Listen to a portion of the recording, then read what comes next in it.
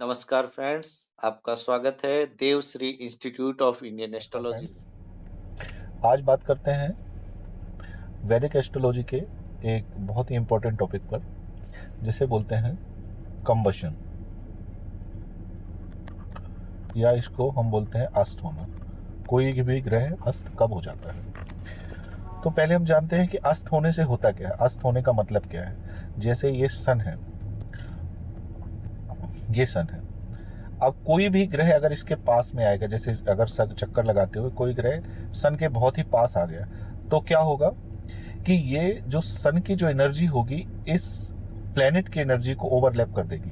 यानी ये सन तो, ये प्लेनेट बिल्कुल भी नहीं हमें दिखाई देगा, सिर्फ हमें ये सन ही दिखाई देगा। यानी प्लेनेट का जो आउटर एस्पेक्ट है उसके चारों तरफ सन एक लेयर बना लेगा, यानी कवर बना लेगा।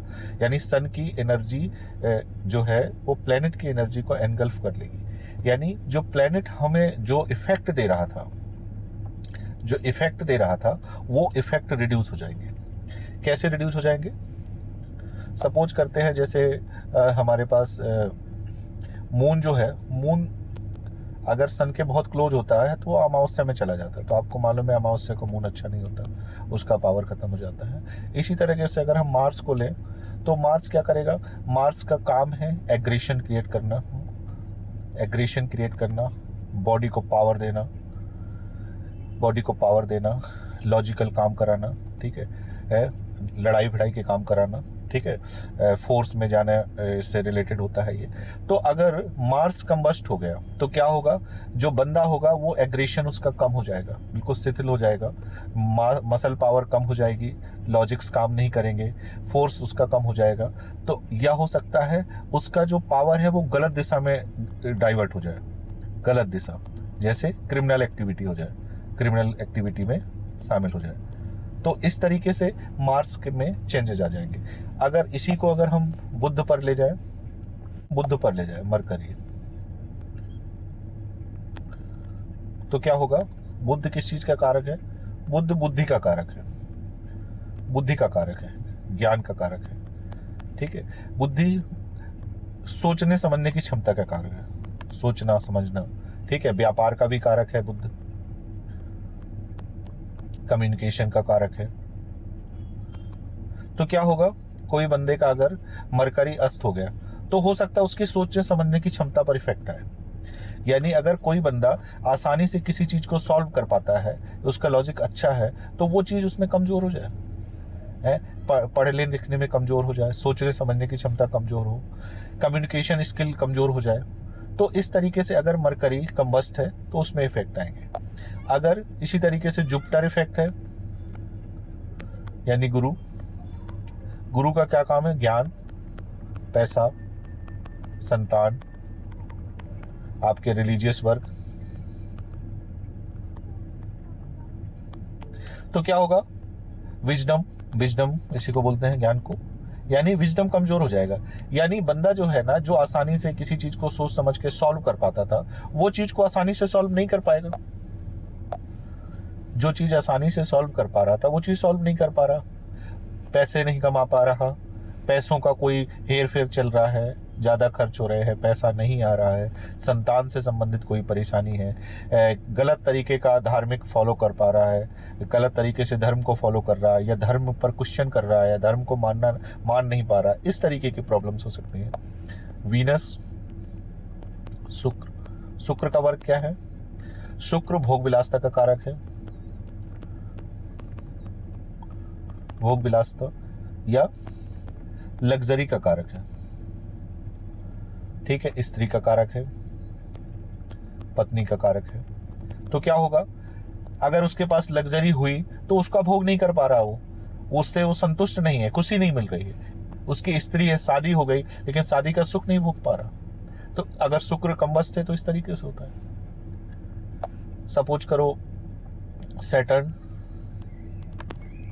शनि कंबस्ट हो गया तो क्या होगा? शनि हार्ड वर्क का कारक है। यानी आप हार्ड वर्क तो करोगे, लेकिन पता चला उसकी पहचान नहीं मिल रही आपको। हार्ड वर्क आप करे जा रहे हो, आप ऑफिस में काम कर रहे हो, अपना किसी भी तरीके का काम कर रहे हो, लेकिन पहचान नहीं मिल पा रही आपको। तो जानते हैं कौन सा प्लेनेट कितने डिग्री पर कंबस्ट होता है?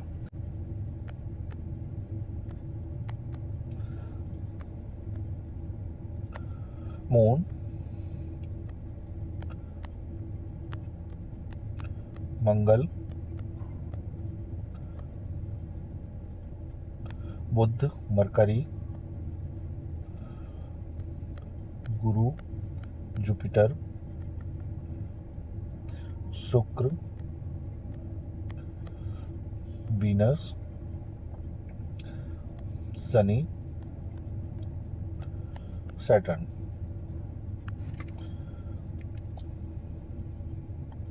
तो मून जो है वो 12 डिग्री पर अस्त हो जाता है। 12 डिग्री या उससे करीब आ जाए तो अस्त हो जाता है। आपको पता है कि 180 डिग्री यानी सन अगर यहाँ पर है और मून यहाँ पर है तो इसको बोलते हैं पूर्णिमा। लेकिन सन और मून जब बिल्कुल क्लोज आ जाते हैं पास में तो इस कंडीशन को बोला जाता है अमावस्या और इसको बोला जाता है पूर्णिमा। यानी सन से सबसे दूरेस्ट पॉइंट पर या फारदेस्ट पॉइंट पर अगर चंद्रमा है तो उस कंडीशन को बोला जाता है पूर्णिमा। और जब चंद्रमा और सूर्य एक साथ हो जाते हैं तो उस कंडीशन को बोलते हैं अमावस्या। यानी एक ही राशि में 12 डिग्री या उससे क्लोज में चंद्रमा आ जाएगा तो उसको अस्त बोला जाएगा। इसी तरीके से मार्स जो है वो 17 डिग्री पर अस्त हो जाता है। यानी सूर्य के 17 डिग्री के करीब आ जाए, यानी एक 17 डिग्री पर होगा तो एक ही राशि में होगा। एक ही राशि पर सूर्य और चंद्रमा, वो सूर्य और मंगल के आपस में जो डिग्री होंगी वो 17 डिग्री के करीब होंगी तो मंगल अस्त हो जाएगा। उसी के बाद देखते हैं बुध 14 डिग्री पर अस्त होता है। 14 डिग्री पर जब वो डायरेक्ट है, सीधा चल रहा है, सीधी चाल है तो 14 डिग्री पर अस्त होता है। लेकिन अगर वक्री चाल है, वक्री है तो 12 डिग्री पर अस्त होता है। यानी सूर्य के 12 डिग्री के करीब आने के बाद अस्त होगा जब वक्री होगा, और अगर सीधा होगा तो 14 डिग्री पर अस्त हो जाएगा।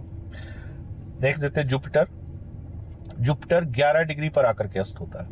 यानी सूर्य के 11 डिग्री या इससे करीब आ जाएगा तो जुपिटर अस्त माना जाएगा। ठीक है। वीनस 10 डिग्री पर अस्त होगा अगर वो सीधी चाल पर होगा, और 8 डिग्री पर अस्त होगा अगर वो वक्री चाल पर होगा। ठीक है।